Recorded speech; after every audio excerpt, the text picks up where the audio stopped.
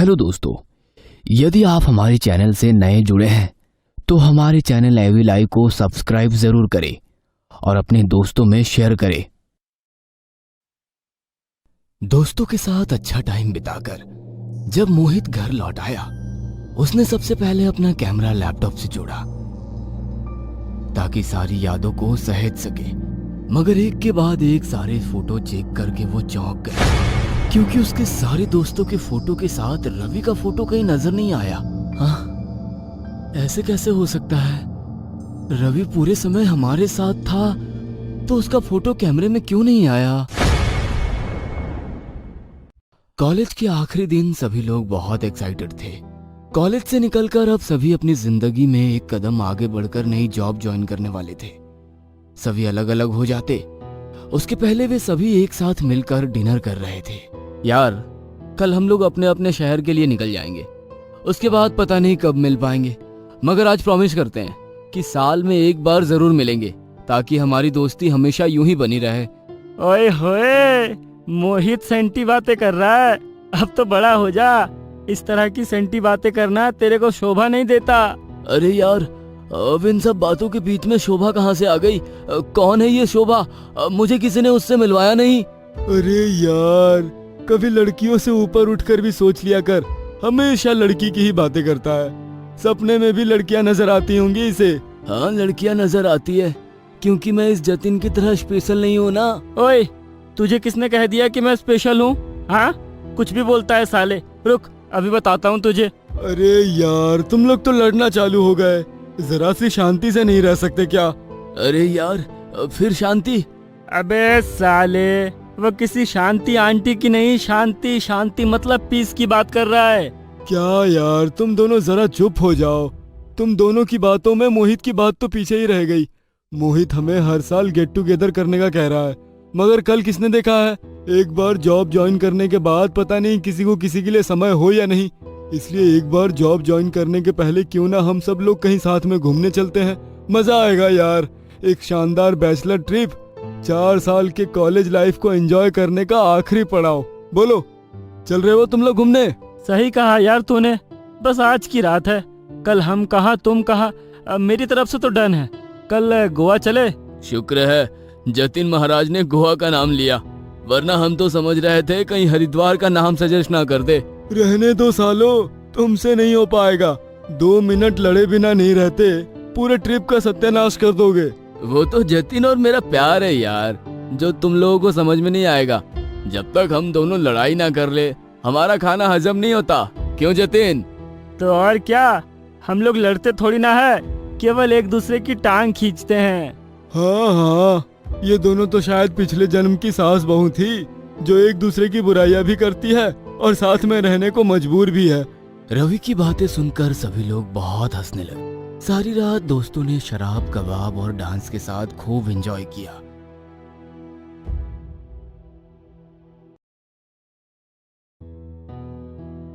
एक दो दिन बाद रवि को किसी काम से अपने घर जाना पड़ा। अरे यार, हम लोग गोवा जाने का प्रोग्राम बना रहे थे और तू इस बीच गांव जा रहा है। इट्स नॉट फेयर यार। यार, जाना जरूरी नहीं होता तो मैं नहीं जाता, क्योंकि मैं खुद तुम लोगों के साथ जाना चाहता हूँ। मगर एक काम कर सकते हैं, मुझे सिर्फ 2-3 दिन का काम है। अपन लोग प्रोग्राम को थोड़ा आगे बढ़ा देते हैं। तुम लोग यहाँ से गोवा निकलो, मैं गांव से तुम लोगों को वहाँ पे डायरेक्ट मिल जाऊंगा, ठीक है? मैं खुद इतना अच्छा मौका नहीं छोड़ना चाहता यार। हाँ, यही ठीक रहेगा। हम आज रात के बजाय परसों को यहाँ से निकलेंगे, फिर तुझसे गोवा में मिलते हैं। पर तू वादा कर, वहाँ पक्का आएगा, धोखा मत देना। Promise gentleman, promise. हाँ, हर हाल में वहाँ पर पहुँच जाऊंगा। कहकर रवि अपने गांव निकल गया।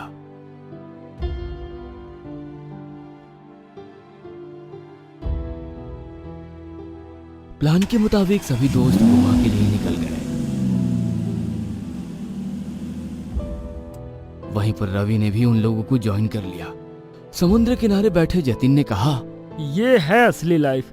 मैं तो यहीं पर रहना चाहता हूँ, क्योंकि यहाँ पर लाइफ एकदम सेट है। किसी को किसी से कोई मतलब नहीं है, सब अपनी मस्ती में मस्त है। जतिन महाराज, आप ऐसी बातें कर रहे हैं? आप तो लड़कियों से कोसों दूर भागते हैं। फिर तेरी गाड़ी लड़कियों पर आकर अटक गई।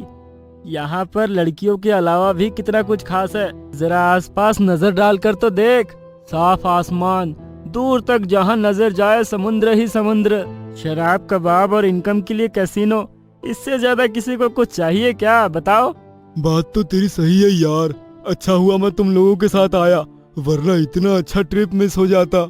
अरे साढ़े नाल रहोगे तो ऐश करोगे। आज का प्लान क्या है? रात को कुछ स्पेशल ट्राई करे? स्पेशल? क्या स्पेशल ट्राई करना है? यार कल तो नहीं था ना, तो हम लोगों ने यहाँ बहुत सही जगह की तलाश की है जहाँ पर जीवन का परम आनंद आसानी से प्राप्त हो सकता है। बस तेरा इंतजार था, अब तो आ गया है, तो बस साथ में ही चलेंगे। आज रात आनंद ही आनंद। क्या बोल रहा है तू? अब मेरे तो कुछ भी समझ में नहीं आ रहा। साले तुझे समझ में नहीं आ रहा है कि समझना ही नहीं चाहता?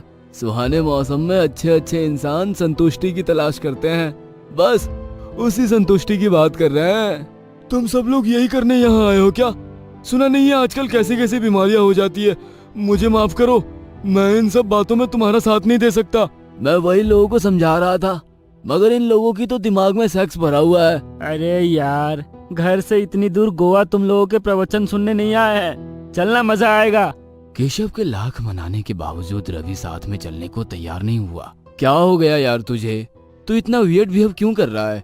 यदि तू नहीं आएगा तो ये जतिन भी नहीं आएगा। प्लीज ना, चलना यार। रवि की आंखें गुस्से में लाल हो गई और वो तेज आवाज में बोला, एक बार में तुम लोगों को बात समझ नहीं आती क्या? बार बार एक ही बात कब तक बोलूं? मुझे नहीं जाना है, मतलब नहीं जाना है, समझे तुम लोग? रवि गुस्सा होकर वहां से चला जाता है और केशव उसे मनाने के लिए उसके पीछे पीछे जाता है। कर दिया ना तुम लोगों ने रवि को नाराज। वो कुछ बोल रहा है तो कुछ सोच समझ कर ही बोल रहा होगा ना, तुम लोग भी उसके पीछे पड़ गए। बात वो नहीं है जो नजर आ रही है, कुछ तो है जो इसके मन में है। देखा नहीं, अचानक से कितना गुस्सा हो गया था। आज से पहले उसे कभी इतने गुस्से में नहीं देखा। हाँ यार, बात तो तेरी सही है।